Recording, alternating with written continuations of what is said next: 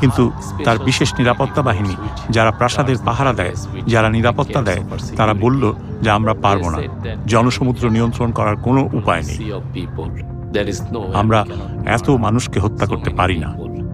15 minute আবার পর phone দিল আমাকে, যে আব্বু তুমি টিভি দেখো। Breaking news story, Bangladesh Prime Minister Sheikh Hasina has resigned.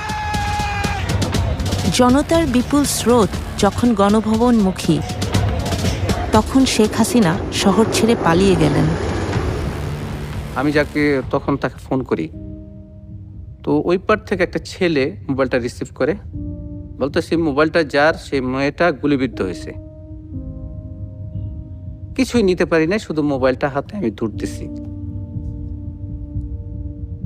নৌকা পার হওয়ার মাঝামাঝি যাওয়ার পরে আমার মেয়ে মোবাইল লক খুলে মাস্ক সরাইয়া আমাকে ফোন দিছে, আব্বু আমি মনে হয় বাঁচবো না, আমার লাশটা তুমি নিয়ে যেও, আমি মরে যাব।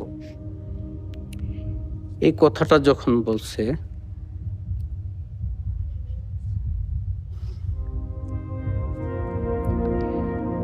তখন আর নিজেকে ধরে রাখতে পারি নাই।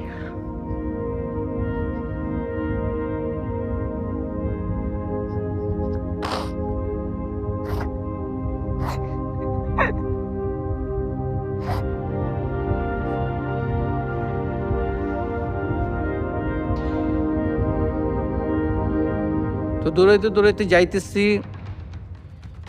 আসলে যখন গেছি তখন নাফিসার মামা ফোন দিয়া বলতেছে যে ভাই আপনার মেয়ে আর নাই।